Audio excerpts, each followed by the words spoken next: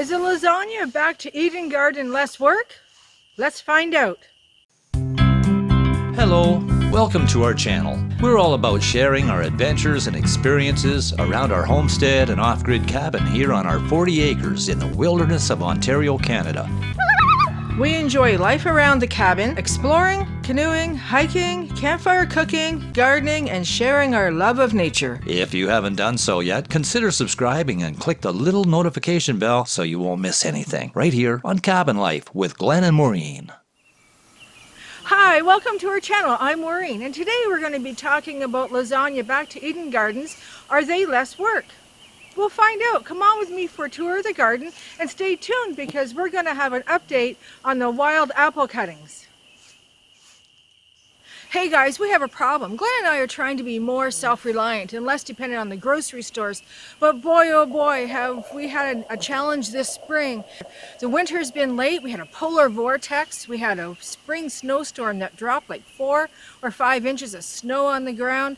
And that kept the ground frozen where we wanted to take our topsoil from. The garden beds have taken a long time to warm up. They're still cold and we need to make new beds. And next week we're expecting a heat wave. Do you believe it? A heat wave. And that's going to bring out all the black flies in full force. They're already starting to show up a bit now, but boy, when they're in full force, it's going to be hard to get the garden done. So we're going to be racing this week to get everything done before that heat wave. Last year we needed to build our forest garden from the floor up, and as little time as possible with the least work. So we chose to use the lasagna method because it's basically building a compost pile in rows by layering topsoil and manure and natural ingredients like leaves and grasses, and then putting our plants in. So that was perfect for us. It was easy to do. We had lots of material around the homestead to do it, and it was the best choice for us because most of our ground here is shallow peat on bedrock, so we needed to build up the garden beds. Some people suggested putting in raised garden beds, but that was just too much work in the short amount of time that we had. So let's take a quick look at the garden beds now. And we haven't had time to really do anything with these garden beds. So these beds are basically the way they were when the snow melted. Now look at this Italian oregano, just beautiful. There's hardly any weeds. There's a few plants, little things coming up. You know, we're gonna have to keep our eye on the garden for other things popping up. But this bed here is close to the raspberry bushes right here. So I guess they've run runners. And look at all the raspberries. Like, we have lots of raspberries on our property, so we really don't need them in the garden. They've dropped down about a foot since last year, so we'll have to build them up a bit. But look at the soil.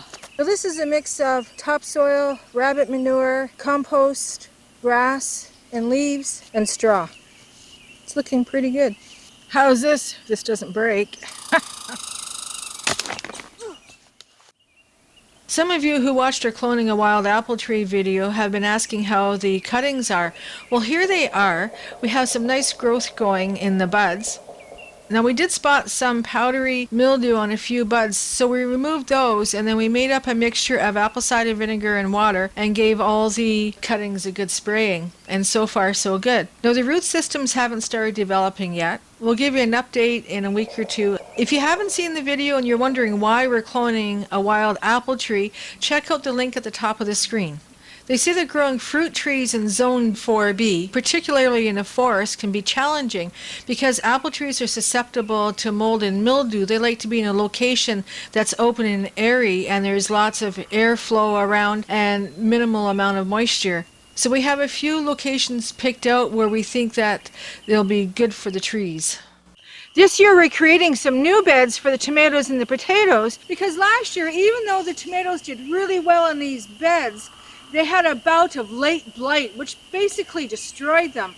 And blight will continue on to the next season's, until the next year's growing season in the same bed, making it necessary to rotate your plants, which is a good idea anyway.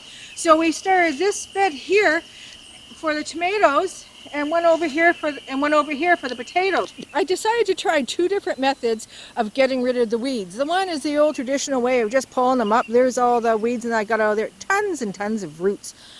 And then I put this blue tarp down here to see how well it would work at killing any plants that were coming up. This tarp's been down for about 2 weeks. Let's see. Looks like I'm still gonna have a bit of work here. This bed's almost done.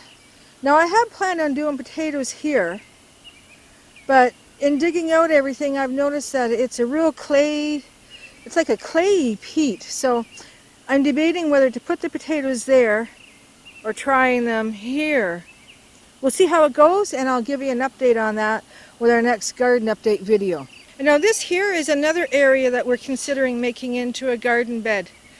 So I may even put the potatoes here. Well, they were clearing the land and preparing for the off-grid cabin, the cabin trail, and the homestead site. They moved a lot of material over to the side and left it in piles. And there was just dirt, and there was tree stumps and all kinds of things. And while hiking around the homestead this spring, we had noticed that a lot of those piles had turned into a really nice compost. So we decided that rather than ordering in a load of topsoil, we would move that soil to the garden and use it for our new beds.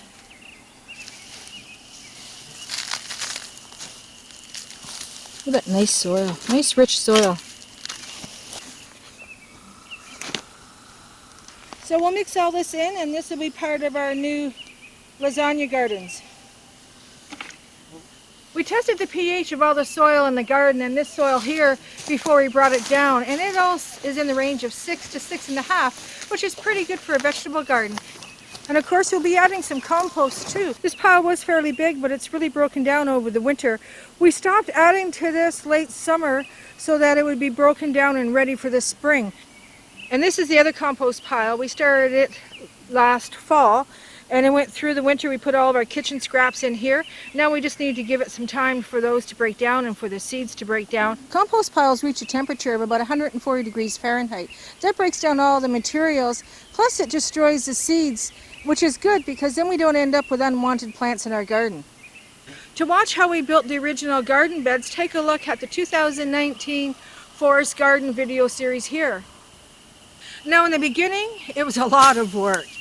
Scything the grass, raking up all the leaves and all that, getting the topsoil, that was a lot of work. But once the bed was established, once we had all the layers done, it was easy peasy. A woodpecker. It was a lot easier. There was hardly any weeds last year, just a couple where I had to pick through. That was so nice. And this year our beds are established. We have to add more layers of topsoil and other organic material, but the main beds are established.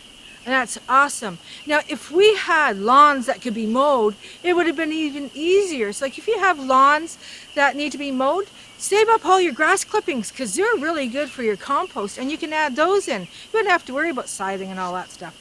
But yeah, definitely thumbs up, 2 thumbs up for Lasagne Gardens.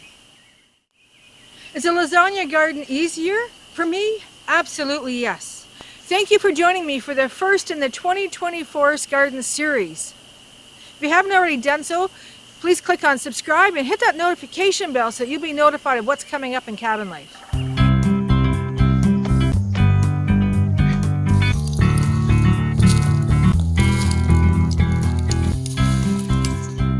How's this? This doesn't break.